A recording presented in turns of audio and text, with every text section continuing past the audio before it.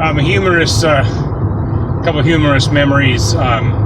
So again, I was in high school, and there was a time when my dad was. I lived with my mom and stepfather Earl on Beth Drive in Great Falls, and my dad, for a while, I don't know, a year or two or whatever it was, ended up living. He was renting a house, walking distance. It was just a couple miles from the house, our house, over by Penske Park, maybe not even a couple miles. So anyway, he was pretty close. But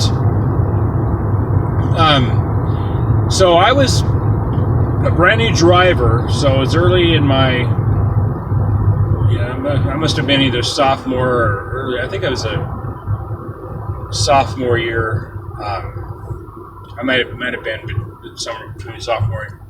Now, anyway, sophomore, early junior year is what it was. But my mom and dad both had Toyota Tercels. My mom had a Toyota Tercel sedan, and my dad had a Toyota Tercel hatchback. And they were both manual transmission. So I had taken driver's ed through school and had learned to drive, and I have my driver's license at this point. But I'd never driven a manual transmission. Nobody ever taught me how to drive a manual transmission. And I would just watch and observe, but never really. So, but my mom had her car, and my dad had his car, and I didn't want them to know that I didn't know how to drive a manual transmission, because then they wouldn't let me borrow their car. So I think I had them both thinking I was better at it than I was. But I just remember one particular time, I think, if I recall right, this was in my dad's car, with a little four-seater hatchback. As I got his car, and I knew the motions of how to drive a manual transmission. I just didn't have the feel for it. So I was not very good. I could do it, but I would kill the car and pop the clutch and do, I wasn't very skilled at it. Speaking of which, I've had many manuals, and including the car I'm currently driving is a manual transmission. So obviously years and years of expertise, so I'm pretty much an expert now. But anyway, at the time I wasn't, so I got my dad's car, and I went and called a couple of friends, and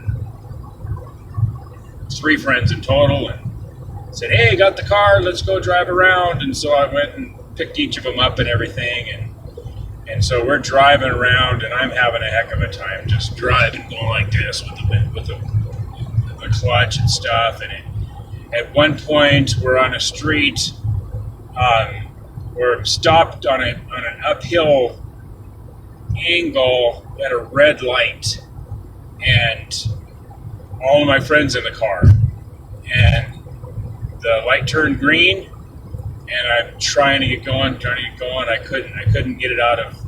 I couldn't get it going without killing it, without popping the clutch. And so pretty soon the light turns red again. So we're sitting there, and my friends are like, "Adams, what's wrong with you?"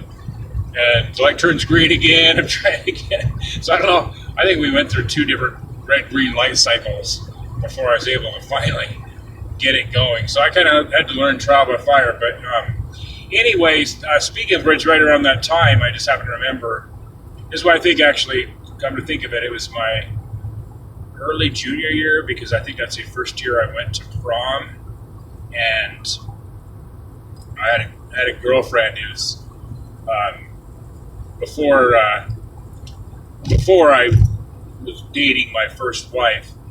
But anyhow, so we were going to go to the prom, and all I remember, it was in the fall of my junior year, because it was during hunting season.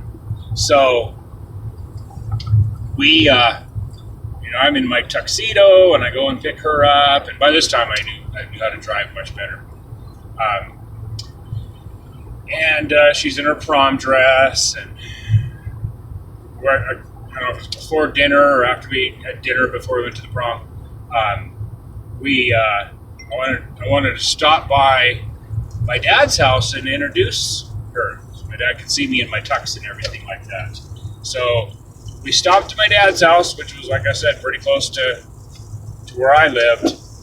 And I walk up, and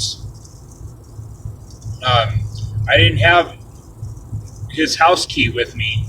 So I knocked on the door, and my dad opened the door, and he's holding a big butcher knife, and he's got an apron on, and he's covered in blood. The whole apron's covered in blood. His hands are all bloody, and he's got this butcher knife in his hand, dripping blood. And this was my girlfriend's first impression of my dad answering the door this way. And he's like, "Hey, son, come on in."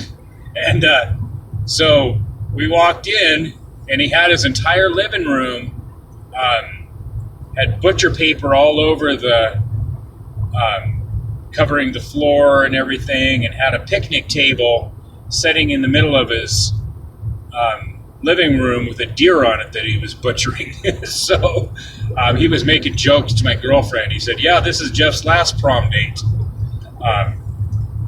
So he was obviously, but that was, no, she was from Montana, so it wasn't totally shocked, but it was just interesting. So kind of a couple funny memories from that time.